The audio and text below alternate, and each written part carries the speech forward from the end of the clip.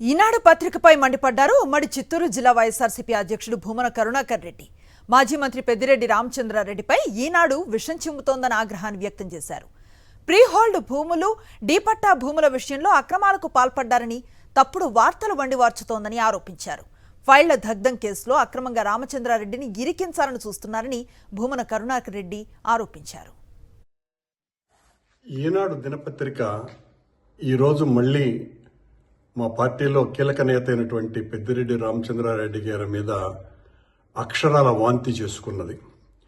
నిరంతరం ఆయన మీద పడి ఏడుస్తూ ఉండటం ఈనాడుకు ఒక అలవాటుగా మారిపోయింది.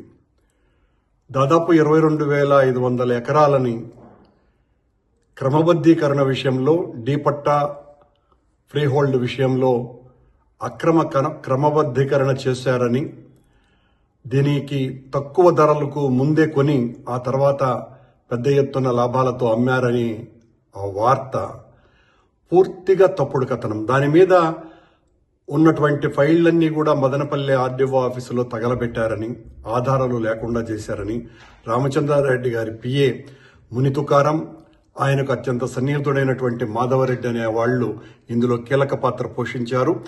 మరో ఆర్డీఓ మురళి దీనికి పూర్తిగా సహకరించారు అనేటువంటి వార్తని గతంలోనూ ప్రచురించింది, మళ్లీ ఇప్పుడు ప్రచురిస్తుంది.